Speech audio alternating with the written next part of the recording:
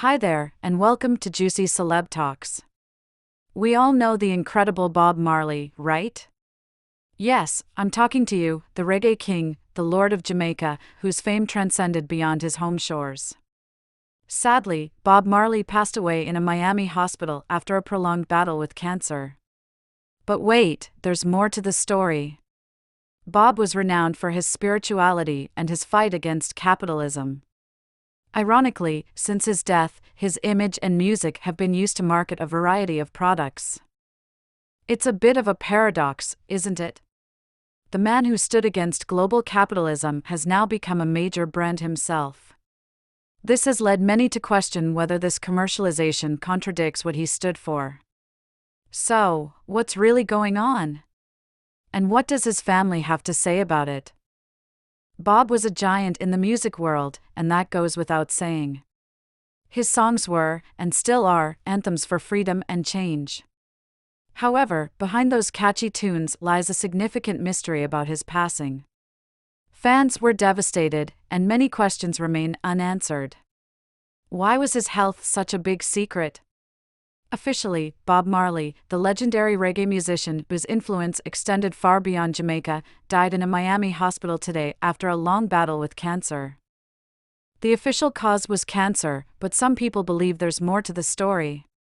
Wild theories suggest that the CIA might have been involved due to his political influence in Jamaica, while others claim a curse caused his cancer.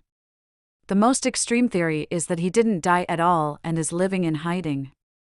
Crazy, right?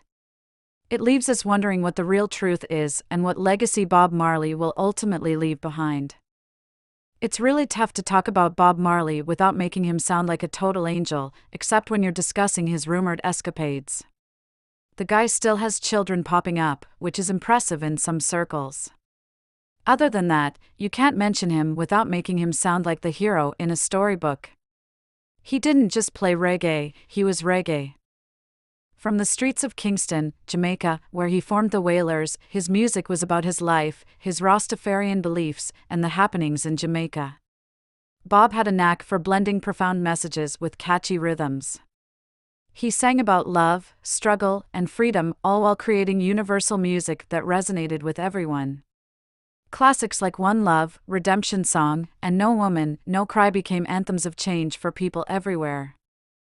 Bob Marley was more than just a musician, he was a movement. His influence went beyond music, as he truly lived his words, shaking up culture and politics, sticking to his roots, and spreading a message of unity. Bob made reggae global, a voice for the oppressed, and a symbol of resistance and empowerment. Because of him, reggae became a beacon of hope and a rallying cry. His pioneering spirit and passion made it all happen.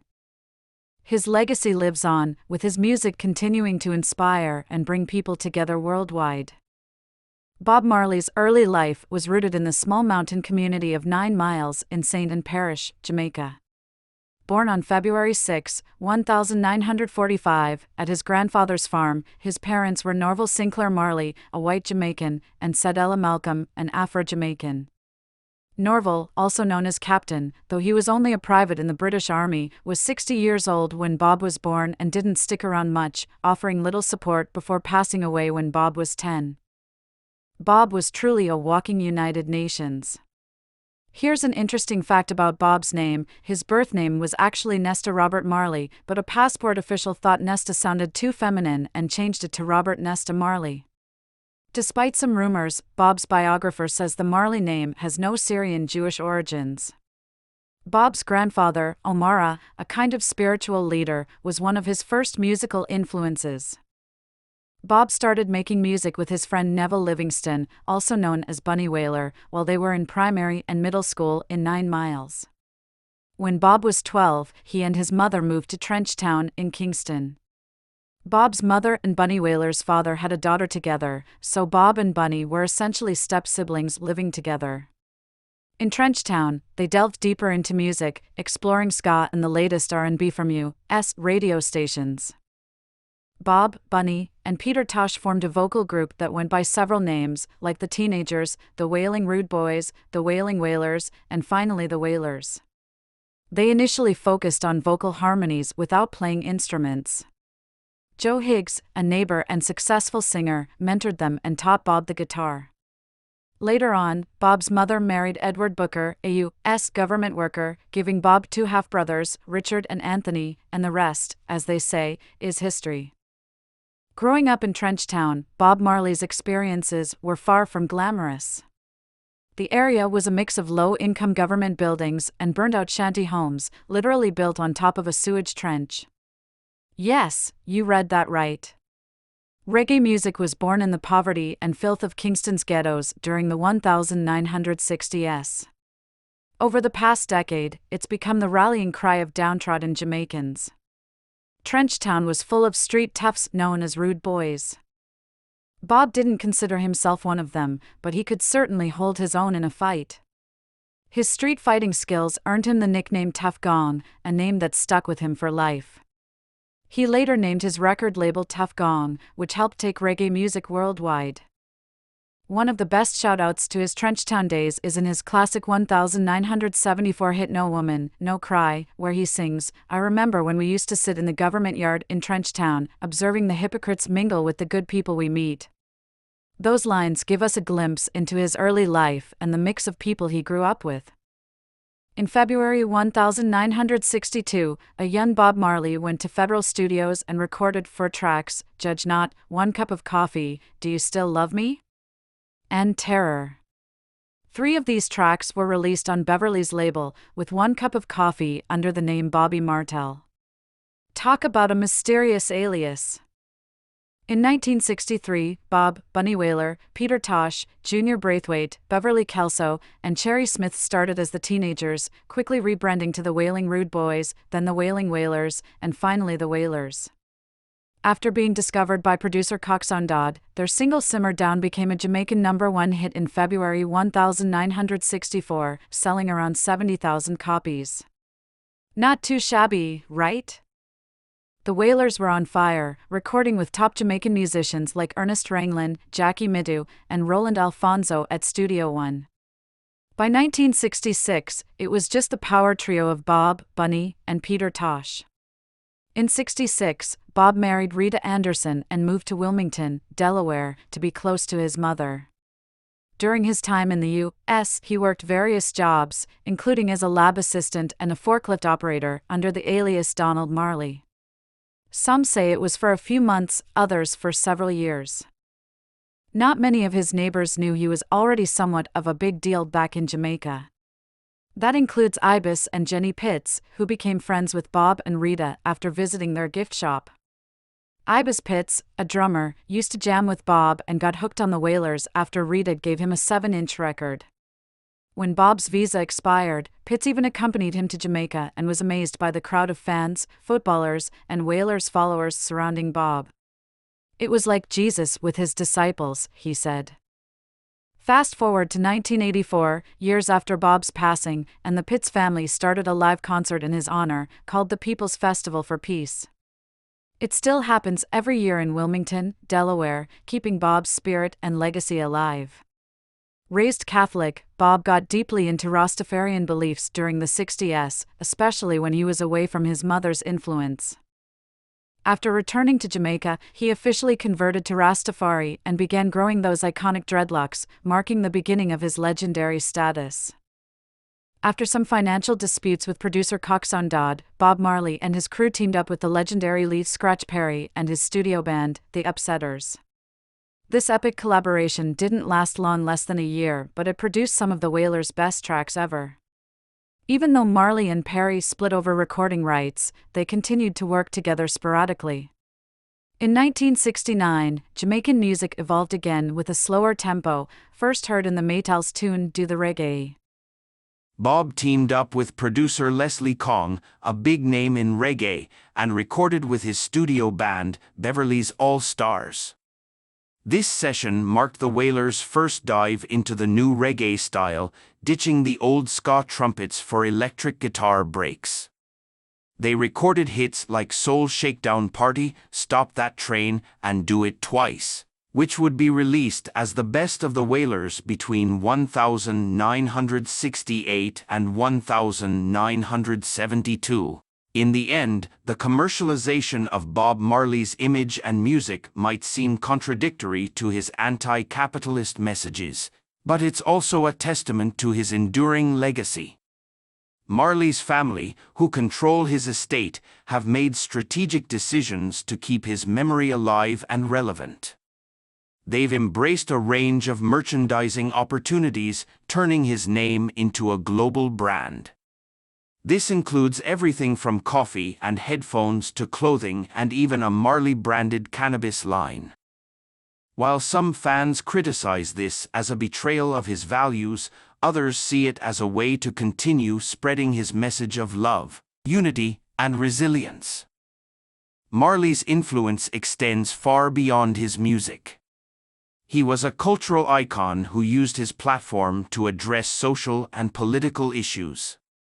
His songs often spoke to the struggles and hopes of the oppressed, making him a voice for the voiceless. Tracks like Get Up, Stand Up, Buffalo Soldier, and War are rallying cries for justice and equality. His dedication to the Rastafarian faith also played a significant role in his life and music, promoting a message of peace and spiritual awareness. Bob Marley's journey from the ghettos of Kingston to international superstardom is nothing short of extraordinary. His music, deeply rooted in the experiences of the Jamaican people, transcended cultural and geographical boundaries. Marley's ability to blend profound messages with catchy rhythms made his songs timeless anthems for change and empowerment. The early years of Marley's life were marked by hardship and resilience. Born on February 6, 1945, in 9 Mile, Jamaica, he faced numerous challenges, including the absence of his father, Norval Sinclair Marley, who died when Bob was just 10 years old.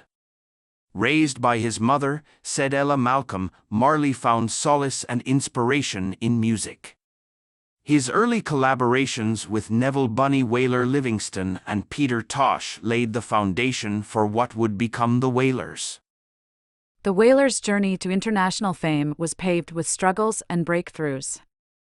Initially experimenting with ska and rocksteady, they eventually embraced the emerging reggae sound.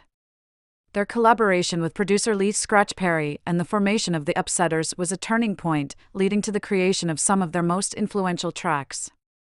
Despite conflicts over recording rights and financial issues, these collaborations helped shape the Wailers' distinctive sound.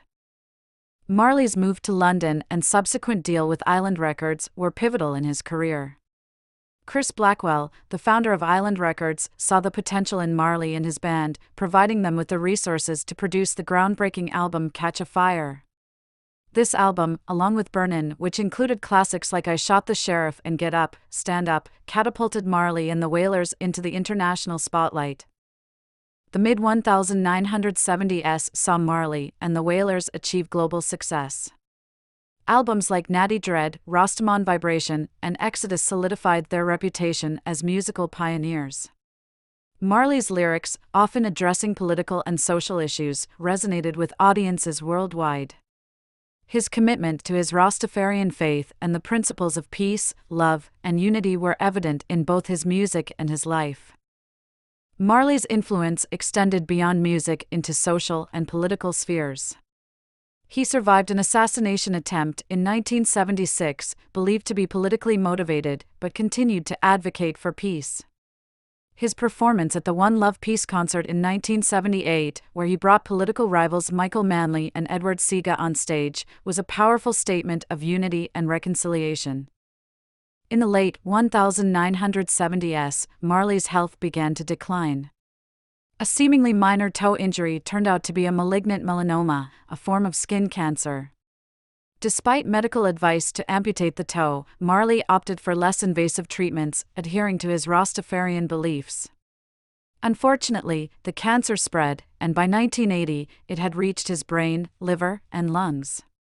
Marley's determination to continue performing despite his illness was a testament to his enduring spirit. Marley's final concert took place at the Stanley Theatre in Pittsburgh, Pennsylvania, in September 1980. Despite his declining health, he delivered a powerful performance, showcasing his unwavering dedication to his music and his fans. By this time, he had become a symbol of resistance and hope for millions around the world. Bob Marley passed away on May 11, 1981, at the age of 36, in Miami, Florida. His death left a void in the music world, but his legacy continued to grow.